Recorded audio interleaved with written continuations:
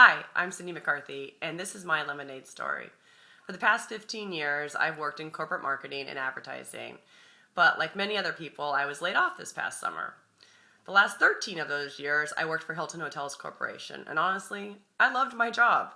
I also loved the people I worked with. I came to think of them as family, so it was really hard to leave, and honestly kind of an identity crisis to go from having my corporate job to being unemployed. But the good news is during that time I was at Hilton, there were a lot of times that I wanted to become an entrepreneur.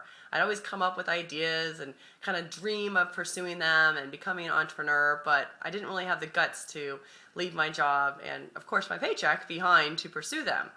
So in August, when I was laid off, I was really given that freedom to pursue my dream, and that's exactly what I'm doing.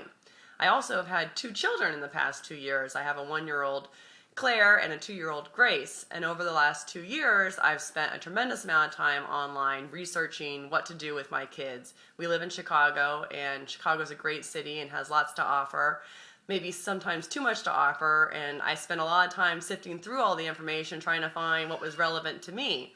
I always felt like I was one of those moms who was, talking to their friends and other moms all the time about all the cool stuff there was to do, and a lot of times being asked by my friends of, oh, what are you guys doing this weekend? Because they knew that I usually had done some research on what was happening in the city that weekend.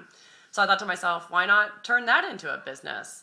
And that's what I'm doing. I am creating a website for families here in Chicago that will hopefully go live early spring this year.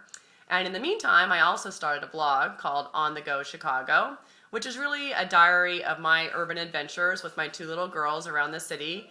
And I blog about, what we do in the city. I usually try to focus on free stuff and values in the city, and also just really all the city has to offer.